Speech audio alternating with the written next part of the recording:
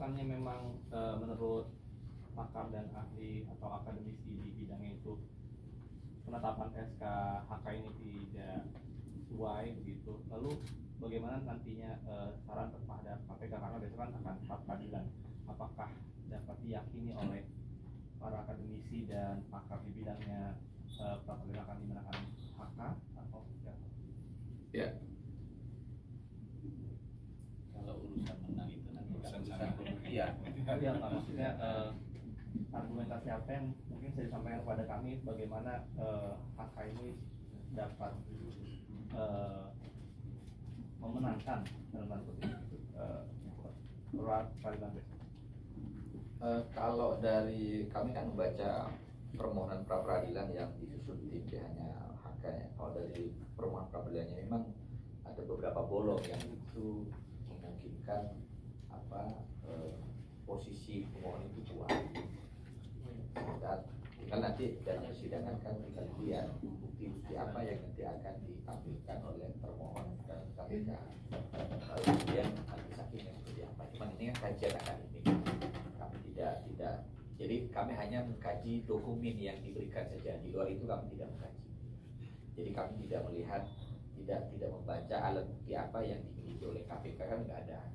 Jadi murni lebih pada kajian akademik dokumen.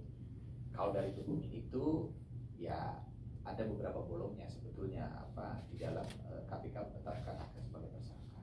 Contohnya Mas? Misalnya begini, itu kan ada sprindik tentang penetapan HK sebagai tersangka pasal 211 Undang-Undang Tipikor tentang perintangan penyidikan.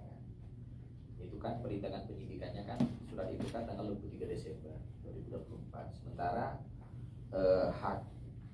HK itu kan belum diperiksa sama sekali terkait dengan kasus itu kan. Padahal kan putusan MK itu kan harus ada pemeriksaan calon tersangka. Jadi kemudian padahal untuk menetapkan tersangka itu kan harus minimal ada 2 alat bukti. Nah, logikanya kan bagaimana mungkin menetapkan tersangka sementara alat bukti belum ada untuk kasus itu, contoh aja gitu kan. Kemudian tadi ada orang yang namanya Kusnadi, dia duduk kemudian digeledah gitu kan oleh orang yang tidak dikenal, kemudian diambil gitu kan beberapa barang yang melekat di dirinya. Itu kan nggak boleh. Kalau ingin menggeledah atau menyita itu kan harus ada pemeriksaan. Misalnya orang dipanggil dulu, ada pemeriksaan, ini tidak langsung gitu kan. Itu contoh aja. Gitu ya, rekan media ya. Termasuk sebetulnya kalau tadi membaca kesimpulan ini kan ada persoalan misalnya saja terkait dengan perintangan penyidikan. Ya. Kalau menurut hasil kajian ini kan dia itu proses penegakan hukumnya harus dimulai lagi dari awal. Laporan pengembangan perkara, kemudian maka harus dimulai lagi dari awal. Penyelidikan, kemudian penyidikan.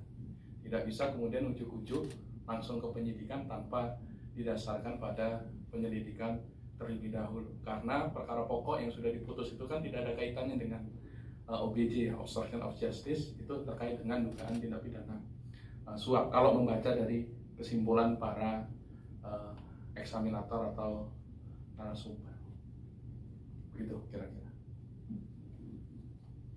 Cukup?